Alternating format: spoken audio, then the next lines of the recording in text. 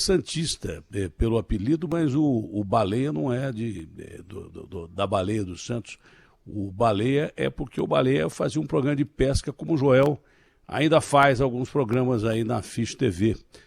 E o Baleia conheceu meu filho Joel há muito tempo, quando o Joel fazia ainda esse programa de pesca viajando pelo Brasil, que chama-se Coração de Pescador, cujo locutor que vos fala é quem deu o nome do programa. Agora, do mesmo jeito que eu conheci o pai do Baleia, como um excelente professor universitário, depois um político dos maiores políticos do partido, na época em que o partido tinha nomes fantásticos, o maior deles, não há dúvida que Ulisses Guimarães, isso na minha opinião, mas um partido que sempre foi muito forte, um dos maiores partidos do Brasil. O pai do Baleia era um professor brilhante em Ribeirão Preto, e hoje vive em Ribeirão Preto do mesmo jeito que sempre viveu a vida inteira. Bom, é um prazer falar com o senhor pelos nossos laços de amizade, o laço de amizade que eu tenho com o senhor, seu pai, por sermos da mesma cidade. E é um prazer ver o senhor hoje estar projetado aí como uma das grandes lideranças políticas do Brasil, dirigindo um dos maiores partidos políticos do Brasil e sendo com o Lira os dois candidatos aí à Câmara dos Deputados. O senhor não teve uma ascensão tão meteórica como parece, o senhor é político já há algum tempo, jovem, mas tem experiência política e vai enfrentar realmente uma disputa enorme. Há um bloco claramente do lado do presidente Jair Bolsonaro, que ele escolheu, disse que não ia para o toma lá da cá, mas foi, e está com o seu grupo político, e o senhor está num grupo político que representa hoje o que é oposição ao presidente Jair Bolsonaro. A pergunta que se faz é muito clara. A disputa para a presidência da Câmara e do Senado é uma projeção já para 2012, para o que vai ser o futuro do Brasil em 2012. Só que até 2012 nós teríamos 2 anos, o que é muito curto, nem 2 anos, né, 1 ano e pouco, o que é muito curto do período cronológico normal. A pandemia mudou a física, a lei da física, e mudou o tempo. Hoje, inclusive, eu estava lendo, não perdi muito tempo sobre isso, porque não tenho inteligência suficiente para isso, que a Terra está girando mais rápido. Eu sei lá por que a Terra está girando mais rápido, eu tenho até medo de cair da Terra, mas hoje em dia o tempo está passando mais rápido mesmo. Então, 2012 está ali. O que é que representa essa disputa pela Casa do Povo, pelo Congresso Brasileiro, no que lhe cabe a disputa à presidência da Câmara, e temos aí a disputa também para a presidência do Senado? O senhor jovem, mas um político já experiente, que conta agora com o apoio de um partido que dificilmente se poderia contar depois do que houve do episódio Temer-Dilma, mas o PT aderiu à sua candidatura e foi muito importante. Mais do que a adesão, representa, acima de tudo, uma posição já visando futuras alianças e mesmo que haja disputa, e todos, claro, lutando contra uma reeleição do presidente Jair Bolsonaro. Como é que o senhor vê essa eleição? Como é que o senhor analisa essa campanha que, eu digo, pelo tempo ser muito rápido, não é lá tão longa, já está aí praticamente às nossas portas a disputa pelo Senado e pela Câmara, e o que é que vocês estão fazendo para conseguir essa posição, contando com, para mim, um dos principais articulistas na política nacional, que é o Maia, que tem lá atrás dele o nosso ACM, que também não tem cara de bobo nem jeito de andar, tem gene político, veio do avô dele, até o Ciro parece que vai nessa barca, enfim. São todos contra o Bolsonaro nessa aliança que o senhor representa. E isso o que é que representa para o país daqui para frente, presidente Baleia Rossi? Bom dia, Datena. Um prazer falar com você. Obrigado pela apresentação carinhosa. Lembrou dos bons tempos que eu apresentava o programa do Baleia, que era um programa de entretenimento na televisão, onde eu pescava assim como o Joel. Um abração para o Joel. Sempre acompanhei também as atividades dele. Obrigado pela referência carinhosa ao meu pai também. Afinal, somos de Ribeirão Preto, né? Uma grande cidade, uma cidade que quem vive lá é apaixonado. E dizer que a nossa candidatura, ela se fortaleceu essa semana, tanto é que hoje eu estou fazendo o lançamento oficial, representando uma frente ampla. Como você falou, nós temos os partidos de centro, que são independentes, que se reuniram e escolheram o meu nome, e depois nós conseguimos, numa frente ampla, ter o apoio dos partidos da oposição. Agora, a nossa candidatura não é contra ninguém. É diminuir a importância da Câmara Federal dizer que uma candidatura à presidência é contra alguém. Ela é a favor da democracia. Ela é a favor do Estado Democrático de Direito.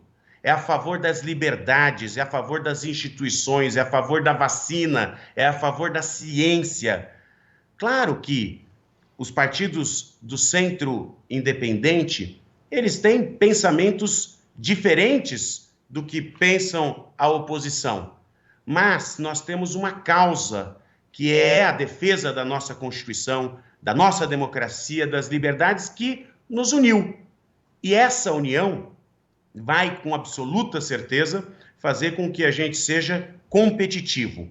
No nosso bloco de partidos, nós temos partidos de esquerda, partidos de direita, partidos de centro. Nós temos 281 parlamentares, a grande maioria da Câmara. Mas claro que a partir de agora eu vou dialogar com todos, com muita humildade, vou falar do nosso propósito, da importância de termos uma Câmara livre, uma democracia viva, uma Câmara independente para poder ajudar o Brasil a crescer, a poder fazer com que o Brasil tenha uma pauta de combate à pobreza, de diminuição de desigualdades, de geração de emprego e renda, que é o que todos nós esperamos. Além, claro, dessa questão da pandemia. Parece que passou o ano e a pandemia acabou, e infelizmente não acabou. Nós temos quase 200 mil mortos pela pandemia no Brasil, um momento triste que o Brasil passa, e acho que a Câmara Federal tem também uma responsabilidade muito grande de dar respostas à população nesse momento de grande dificuldade. Bom, eu queria saber só se o meu som está chegando aí. Tá chegando aí? Bom, porque caiu o YouTube aqui. Caiu o YouTube aqui. Eu acho gozado que todo dia no meu programa de rádio dá problema técnico e no da televisão também.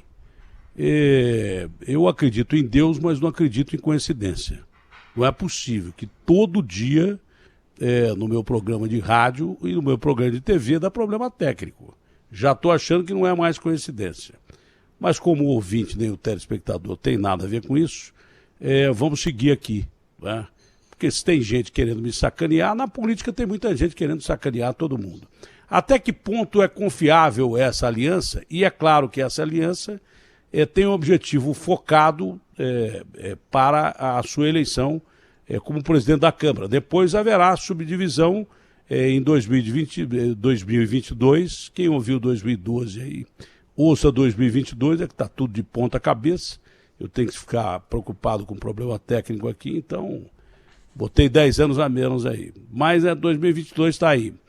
É claro que haverá subdivisões aí, com partidos escolhendo seus candidatos para a presidência da República, e óbvio que o bloco do senhor escolhendo o seu candidato, mas há probabilidade de que esses partidos possam fechar em torno de algum nome contra a reeleição do presidente Jair Bolsonaro? Olha, a política ela é muito dinâmica.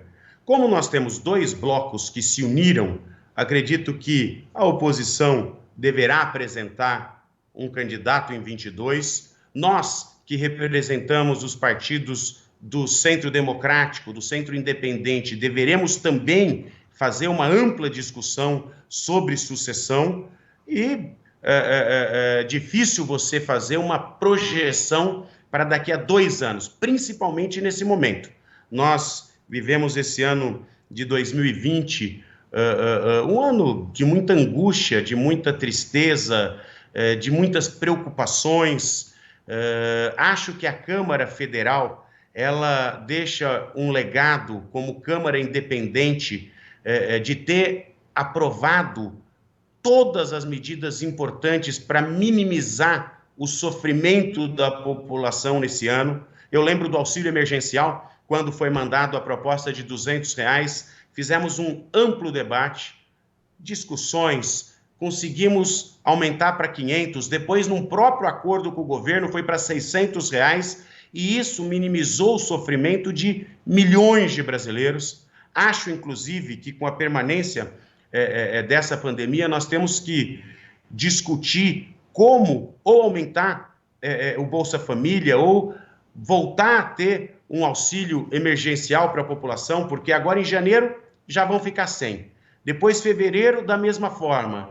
Enquanto não houver vacina, nós temos que unir esforços para que a população não tenha tanto sofrimento, porque a gente sabe das limitações que essa pandemia impôs na vida de todos. Temos também uma união no ano 2020 para a votação do orçamento de guerra, que permitiu todas as medidas para o enfrentamento da pandemia, o auxílio aos estados e municípios. Hoje, Datena, nós teríamos um caos em todos os municípios do Brasil, em todos os estados. Hoje, se não fosse a ajuda que foi viabilizada através da Câmara e do governo federal, nós não teríamos pagamento de salário do funcionalismo público, nós não teríamos os serviços essenciais funcionando. Então, a Câmara Independente conseguiu avançar em muitas pautas importantes com a união de todos. Aí, diga-se de passagem, direita, esquerda, centro, todos se uniram para votar essa pauta, que era a pauta do Brasil para superar essa crise tão difícil que a gente está passando. O senhor, como importante figura nacional hoje, como é que vê a declaração do presidente da República dizendo que o Brasil está quebrado? Quando alguém fala que alguma coisa está quebrada, o chefe de uma empresa, a repercussão já é grande. Quando o presidente de um país diz que o Brasil está quebrado, que perspectiva teria o povo brasileiro sabendo que o Brasil está quebrado? Foi infeliz a declaração do presidente, o Paulo Guedes está administrando mal a economia. Como é que o senhor vê essa perspectiva? Olha, eu acho que foi um infeliz desabafo, porque quando o presidente fala, ele fala em nome de todos os brasileiros. E a gente sabe que nós precisamos voltar à agenda de ajuste fiscal, que a situação da dívida do Brasil ela é preocupante, que nós temos uma série de dificuldades e nós precisamos enfrentar esta pauta reformista, mas a situação do Brasil, ela não é esse caos que pode parecer. Um dos pontos que eu defendo, aliás, eu sou autor da PEC 45, da reforma tributária, para que a economia volte a crescer, para que a economia volte a dar esperança de geração de emprego e renda, é a votação da reforma tributária. Já há 30 anos se discute reforma tributária na Câmara e no Congresso. Ontem eu conversei com o senador Roberto Rocha, que é o presidente da comissão especial. O deputado Aguinaldo Ribeiro é o relator da PEC 45, da reforma tributária. Acho que, para enfrentar essas dificuldades, nós precisamos votar medidas que possam sinalizar que o Brasil vai voltar a ter uma preocupação com a nossa economia, com ajuste fiscal e com a recuperação dos empregos perdidos. Acho que a resposta que a Câmara tem que dar, que todos nós temos que dar, é trabalhar, e tirar esses entraves para essas pautas que são tão importantes para o Brasil.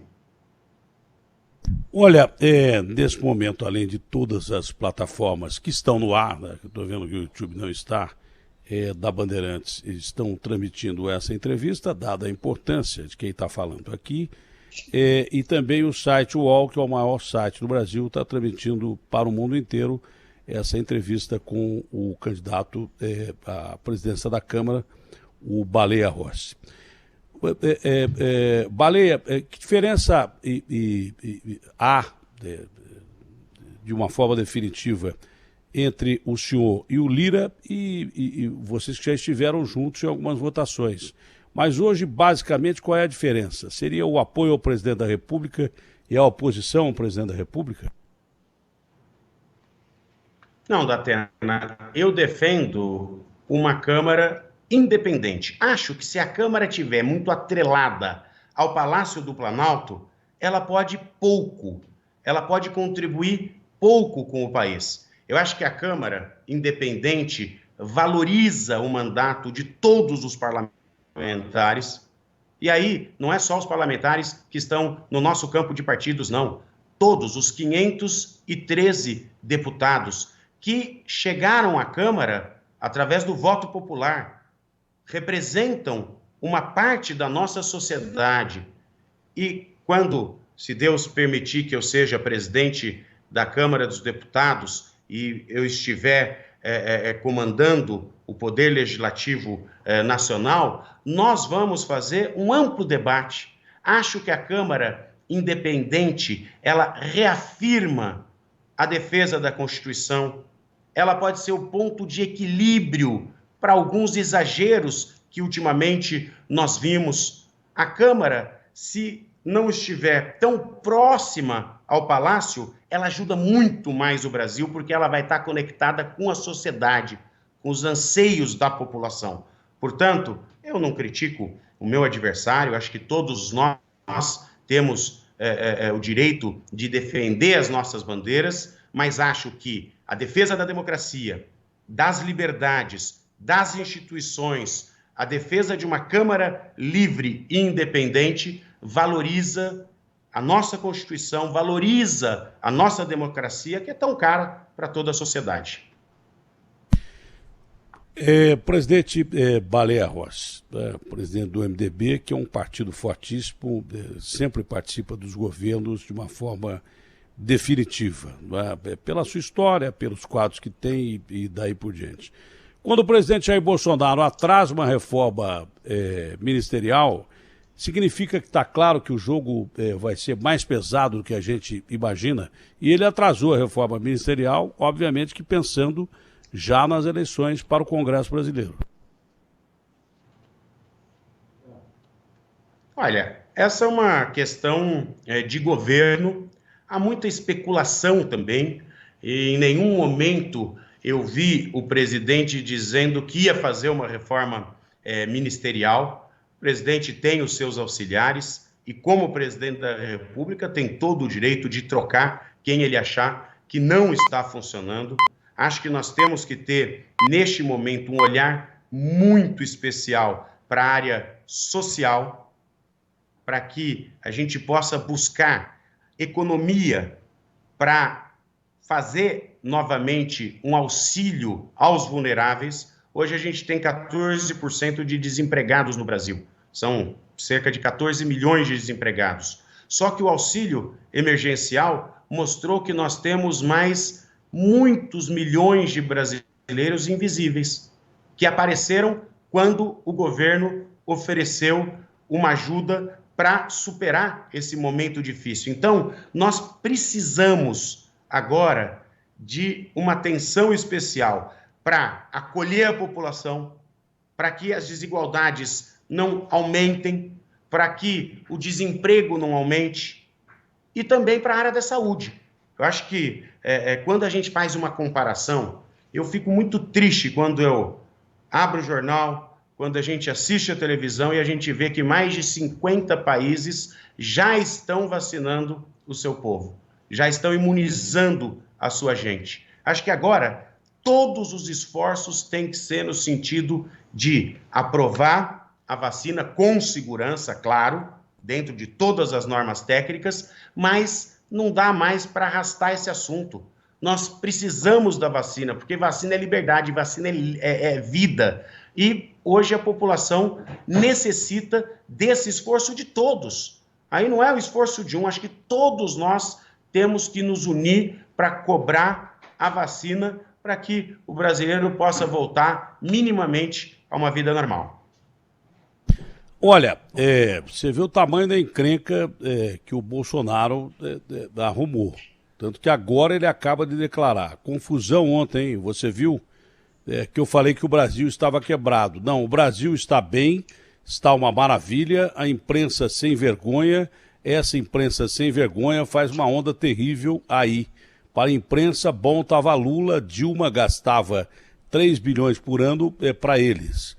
Bolsonaro acabou de falar isso no Palácio da Alvorada, em conversa com apoiadores, acho que sobre a crítica à imprensa, 3 bilhões para ele está dirigindo diretamente para a TV Globo, porque ele continua também dando dinheiro para a imprensa, distribuindo dinheiro através da SECOM, com mídia técnica, para outras emissoras e não para a TV Globo, tá? E nem para o Grupo Globo. Mas ele percebeu que ele tinha falado uma bobagem, né, e voltou atrás. Pelo menos dá uma perspectiva melhor, né? Porque o sujeito dizer que o Brasil quebrou e aí, que perspectiva teria o brasileiro comum? São 14 milhões de pessoas passando fome no Brasil. 14 milhões de brasileiros passando fome. Fora emprego informal, fora o cara que já deixou de procurar emprego, fora os que o IBGE não conta, os chamados invisíveis mesmo. O Brasil pode estar com pelo menos metade do seu país nessa situação. E miseráveis nós temos aqui, talvez, uma população do tamanho da Argentina, porque a gente está falando de um trimestre, não está falando do ano inteiro. É de gente passando fome. Então não pegou bem para ele dizer que o Brasil estava quebrado, voltou atrás aqui e resolveu descer o pau na imprensa. E não foi a imprensa que falou que o Brasil estava quebrado, foi ele mesmo quem falou, mas voltou atrás, viu, Baleia? Um dos pilares da nossa democracia é ter uma imprensa forte e uma imprensa livre. Não dá para fazer toda hora um desrespeito a esses profissionais que estão buscando notícia, que estão querendo informar, que estão buscando transparência. Eu acho que a relação com a imprensa ela tem que ser respeitosa. E que bom que o Brasil tem uma imprensa livre. Acho que isso é muito importante, isso ajuda a informação, a boa informação. Claro, cada um tem um olhar, cada um defende um ponto de vista. Democracia também é isso, é você conseguir conviver com quem pensa diferente de você. Não é porque pensa diferente de você que você precisa matar, que você precisa agredir, que você precisa ser radical, que você precisa acabar com a pessoa. Cada um tem um modo de ver o mundo, de enfrentar as dificuldades e tem uma opinião. Eu sempre estive no parlamento e sempre respeitei muito os opostos. E acho que muitas vezes nesses debates é que surgem boas soluções. Então, graças a Deus, o Brasil tem uma imprensa livre. O Brasil não está quebrado, melhor para o Brasil, segundo o presidente Jair Bolsonaro, ele voltou atrás, colocou a culpa pela bobagem que ele falou da imprensa, não é? Mesmo porque o Brasil, para quebrar, precisa de muita incompetência. O Paulo Guedes, eu acho que ele é bem próximo da incompetência. Eu acho que ele não merecia mais ser ministro da Economia. Eu acho que ele dá péssimos exemplos aí e aconselha muito mal o presidente da República. O Paulo Guedes é um ministro que administra um país de ricos. E o Brasil é um país de pobre. O Brasil é um país de desigualdade e periferia. O senhor mesmo falou do auxílio emergencial. O Paulo Guedes sempre foi contra, queria dar R$200 no começo, depois chegou o projeto até a Câmara chegou até 500, aí o Bolsonaro de raiva resolveu dar mais 100, o que ajudou o Brasil a se manter. principalmente agora com a economia de uma dificuldade enorme, o fim do auxílio emergencial é uma catástrofe. Como é que nós vamos viver esse começo de ano sem emprego e sem auxílio emergencial? Como é que o senhor analisa esse futuro próximo do Brasil que já começou? Olha, Datena, com preocupação. O mês de janeiro agora vai ser o primeiro mês que a população não vai ter o auxílio emergencial. Depois nós vamos ter fevereiro, março. Enquanto a vacina não chegar, as pessoas não vão voltar a uma normalidade, não vão ter condições de voltar à sua vida. É o que você falou, são 14 milhões de desempregados. São pessoas que têm força de trabalho, mas que hoje, infelizmente, não estão arrumando um serviço para cuidar da sua família com dignidade. Nós temos mais milhões de pessoas que não estudam e que não trabalham. E o auxílio emergencial mostrou milhões de invisíveis. Portanto, eu acho que nesse momento, enquanto não houver vacina, enquanto nós não superarmos essa crise de saúde pública, o governo precisa olhar com carinho para que haja uma solução, ou aumentar o Bolsa Família, ou um auxílio emergencial que possa fazer com que a população supere este momento. Eu tenho muita fé em Deus que nós vamos ter a vacina rapidamente, até porque muitos outros países já estão imunizando a sua população, mas acho que esse olhar para os mais vulneráveis tem que ser uma prioridade do governo federal e será com absoluta certeza da Câmara Federal se eu tiver a oportunidade de ser o presidente. O Bolsonaro que foi eleito presidente, mas sempre teve no baixo clero, né? Sempre foi deputado e tal. E baixo clero não é demérito, é apenas uma colocação política, né? Uma posição política. Né? Mas ele conhece bem como é que funciona a velha política que ele está usando. Ele está se aliando ao que pior existe do chamado centrão, que na verdade não é centrão. Já é tão ruim que botaram o nome de blocão, que é uma coisa diferente de centro. É uma coisa de gente que agiu sempre sob suspeita, alguns com crimes apontados e não resolvidos, né? Não julgados ou julgados pela metade, daí por diante. O Bolsonaro está se aliando a gente muito ruim. E agora eu acho que não vai poupar esforços para entrar de vez dessa velha política, metendo grana e cargo desse chamado blocão. E aí o jogo é pesado, não é, presidente? Olha, é um jogo difícil, são muitos interesses, né? Eu acho que quando a gente faz uma união de partidos que pensam diferente sobre várias óticas, sobre economia, por exemplo, os partidos de esquerda pensam diferente do que os partidos de centro pensam. Eu acho que nós temos que valorizar a política, a boa política. Nós temos que garantir que a Câmara não vá fazer nenhuma pauta bomba. Nós precisamos de estabilidade institucional. E aí a Câmara tem um peso muito grande. Por isso, nós temos que valorizar cada deputado no exercício do seu mandato. Não dá para meia dúzia comandar e os outros ficarem assistindo, porque todos que estão ali têm uma representação política, significam uma parte da sociedade e podem contribuir. Agora, nós precisamos urgentemente voltar a ter uma pauta que volte a dar esperança para a população, porque nesse momento de angústia, de dificuldade, de tristeza que a gente vive, porque essa pandemia acabou separando as famílias. Eu vejo pessoal mais idoso, a tristeza de não poder encontrar a família, a convivência familiar, as crianças que estão com uma educação remota, que infelizmente tira o convívio da escola, que é algo maravilhoso, que é algo que forma o caráter das crianças. Então, a gente vive um momento atípico. Então, nós precisamos, através da política, dar bons exemplos, e a Câmara Federal, voltando a ter uma pauta de Brasil, o que falta é um projeto para o Brasil, um projeto para combater a pobreza, para diminuir as desigualdades, um projeto para geração de emprego e renda. Nós vamos manter a nossa linha. Quando a gente vota os projetos que são importantes para o Brasil, a gente sinaliza que nós temos responsabilidade. E acho que é esse o papel que a Câmara Federal tem que ter. O Bolsonaro ele tem, com certeza, uma visão clara de quem é o senhor politicamente. Não é?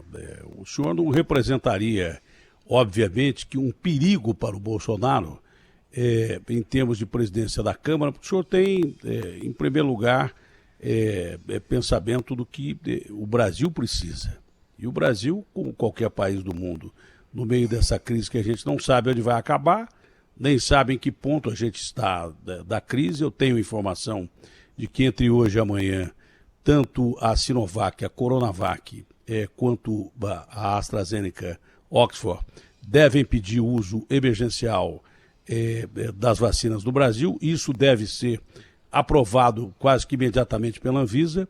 A fonte que me passou isso é altamente fidedigna, isso eu estou afirmando, a não ser que essa fonte esteja errada, e é difícil que esteja, mas entre hoje e amanhã, até sexta-feira, a gente deve ter já um pedido emergencial e deve ser aprovado pela Anvisa esse pedido emergencial da vacina, que o senhor disse é muito importante, tanto para a Coronavac aqui em São Paulo e para o Brasil, como da AstraZeneca, Oxford, importando essas vacinas da Índia, que, se você não sabe, é um dos maiores produtores, você que está me ouvindo, de remédios do mundo. A Índia e a China são os maiores produtores de remédio do mundo. Então, o que é confiável em termos de remédio, é confiável em termos de remédio vindo da China e da Índia. Eu não sabia disso, fiquei sabendo aqui, ouvindo especialistas, cientistas, que a maioria dos remédios que a gente toma vem ou da China ou da Índia.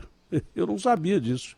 E a Índia, que é um país tecnologicamente super avançado, só tem um índice de pobreza muito grande, divisão de renda muito grande, porque tem 1,3 bilhão de habitantes. Se não fosse a divisão com o Paquistão, seria o país mais populoso do mundo, mais até do que a própria China.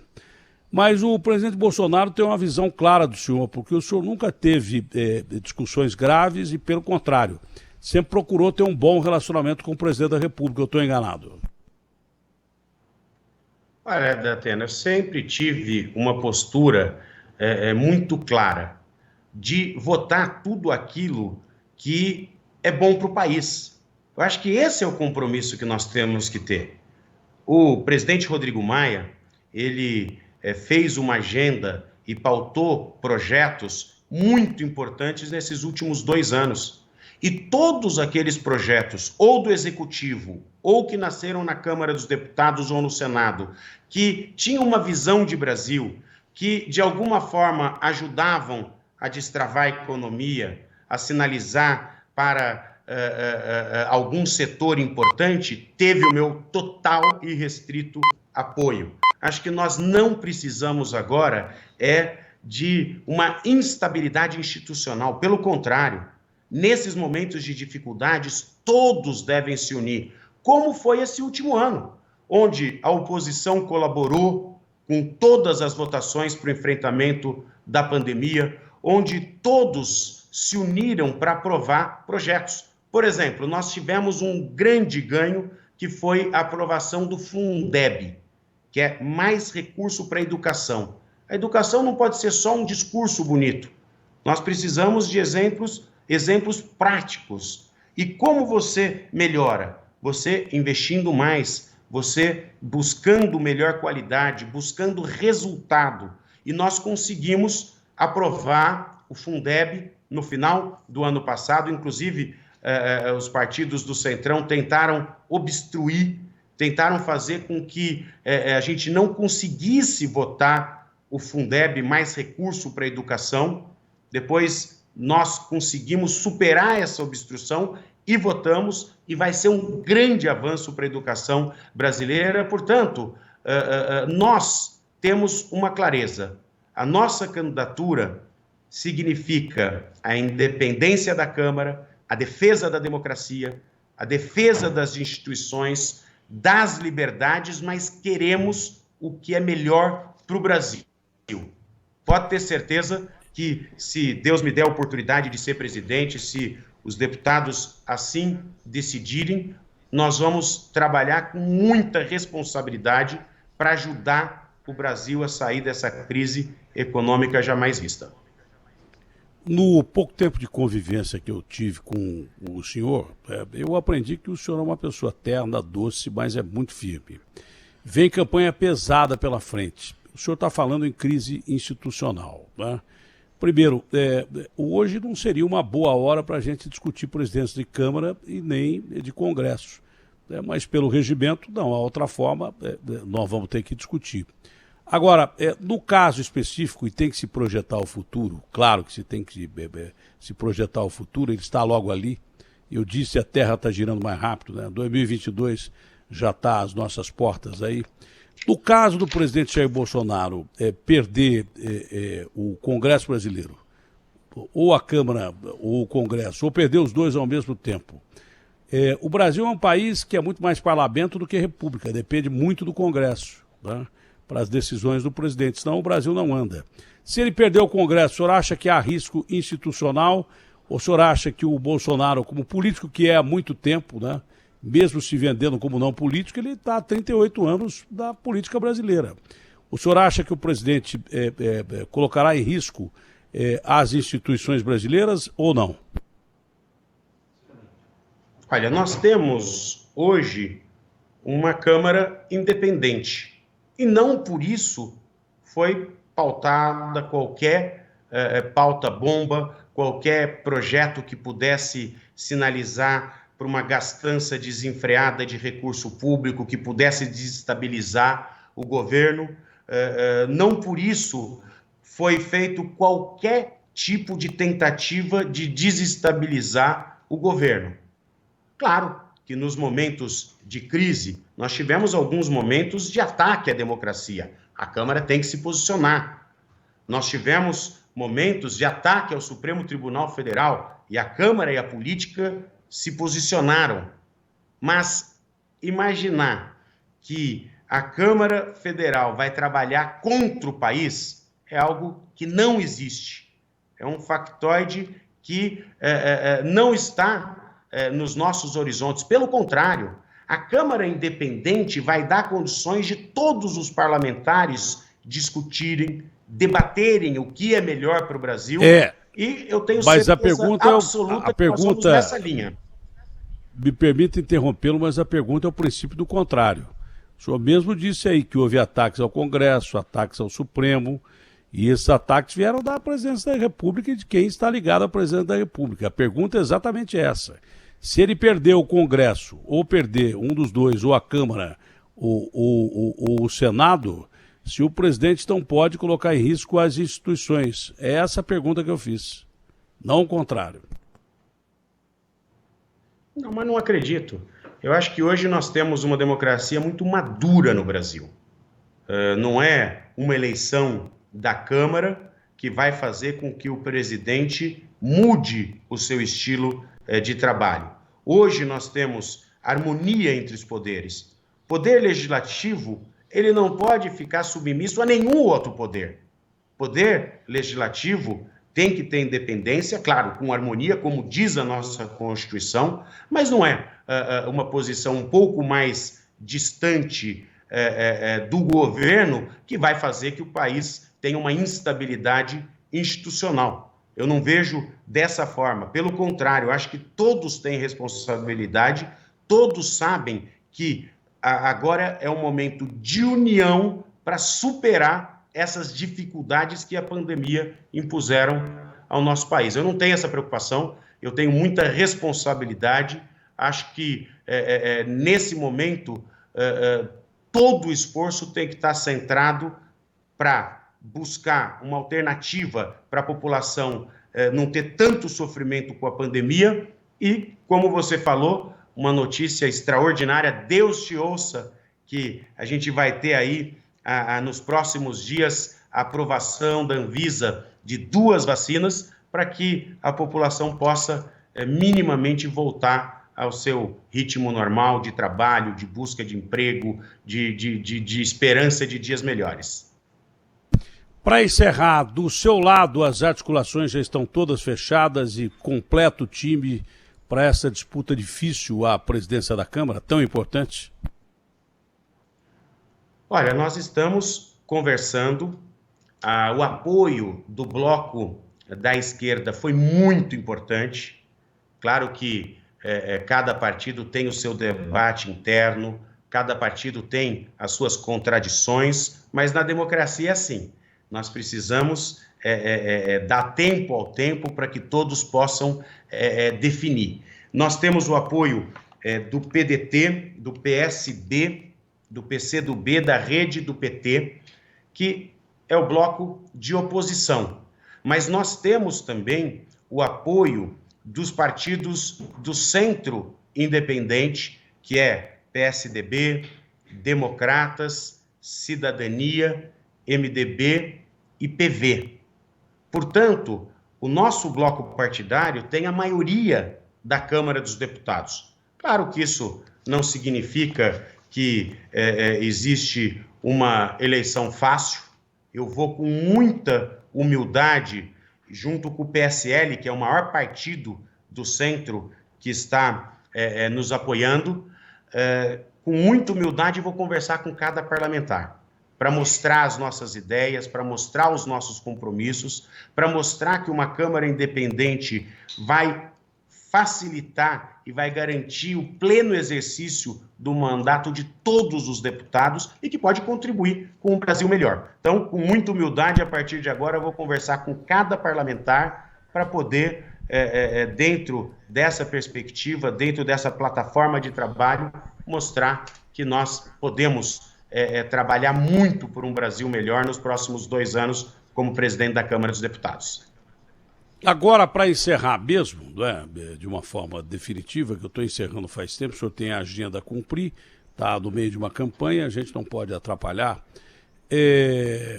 O MDB estava muito fragmentado, né? Apesar de ser o maior partido brasileiro, estava muito fragmentado do Brasil. Depois dessas eleições municipais, houve um fortalecimento acima do considerado limite esperado, não só aqui em São Paulo, mas no Brasil inteiro. Isso contribuiu demais para a apresentação do seu nome como candidato fortíssimo à presidência da Câmara. Essas eleições municipais parece que deram uma nova vida ao MDB em termos nacionais. É verdade, Datena. Você sabe que a eleição municipal, ela é um debate muito intenso, porque é a discussão das questões do município, e todo mundo mora no município. Questão de saúde, questão de educação, questão de mobilidade. E o MDB teve um resultado muito bom. Quando muitos achavam que o MDB teria uma queda, nós elegemos o maior número de prefeitos do Brasil, o maior número de vice-prefeitos do Brasil e o maior número de vereadores do Brasil. Eu fico feliz, eu acho que o MDB vive um momento de unidade que é muito importante para a gente poder, inclusive, ajudar e auxiliar todos esses agentes públicos municipais. O MDB sempre foi municipalista e entende que esse apoio aos estados, aos municípios, é fundamental para que a gente possa minorar as preocupações de toda a nossa população. Presidente Baleia Rossi, boa sorte da campanha, um ótimo dia, saúde ao senhor e a toda a família, um abraço do senhor, seu pai, meu amigo desde a infância. Abraço grande, hein? Abraço da Atena, muito obrigado, fica com Deus.